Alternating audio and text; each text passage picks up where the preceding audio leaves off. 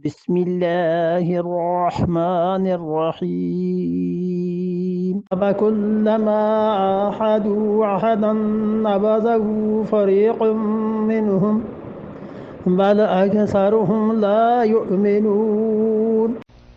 دوسری بات دیکھیے، افکلما، کیا ایسے نہیں ہے جب بھی عہدو عہدن، کوئی وعدہ کیا ہے انہوں نے، نبذہ، تو ڈال دیا ہے، فریق منہم، ان میں سے ایک فریق نے چھوڑ دیا ہے اسے۔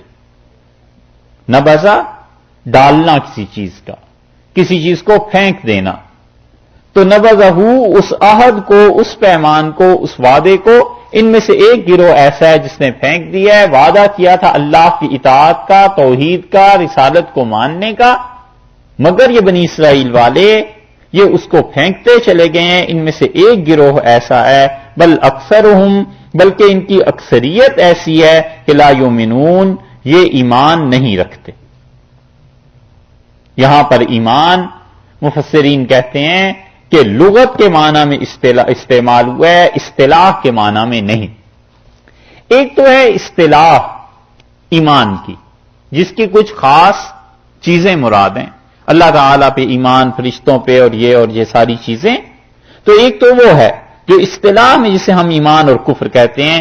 ایک اس کا ظاہر ہے کہ لغوی معنی بھی کوئی ہوگا، تو مفسرین کہتے ہیں کہ یہاں پر لغوی معنی مراد لیا گیا ہے کہ ان میں سے اکثر ایسے ہیں لا یؤمنون، جو سرے سے اعتقاد رکھتے ہی نہیں،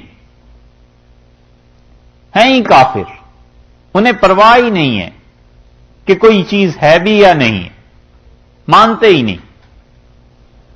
ایک تو ہے لغت میں تو کوئی مانتا ہو نا کہ اللہ کو مانتا ہے، اور پھر اس کے بعد بحث ہو کہ رسولوں کو مانتا ہے نہیں مانتا، تقدیر کو مانتا ہے نہیں مانتا، پھر کوئی کفر اسلام کی بات ہو۔ اللہ تعالیٰ نے فرمایا ہے کہ وعدے کو ایسے بھول گئے ہیں، ایسے ڈال دیا انہوں نے، پھینک دیا ہے اسے، نبذہ، پھینک دیا ہے اسے، ان میں سے ایک گروہ نے، اور ان میں سے اکثر ایسے ہیں جن کا کوئی عقیدہ ہے ہی نہیں، کہ آج کل کی دنیا میں زیادہ ہے، کوئی عقیدہ نہیں، ہر ایک سے پوچھتے پھرتے ہیں، کافر، عیسائی، یہودی، اور عقیدہ کوئی نہیں۔ آپ پوچھیں تو کہتا ہے میں کسی چیز پہ بلیو نہیں کرتا۔ یہی ایک، یہ ہے وہ چیز۔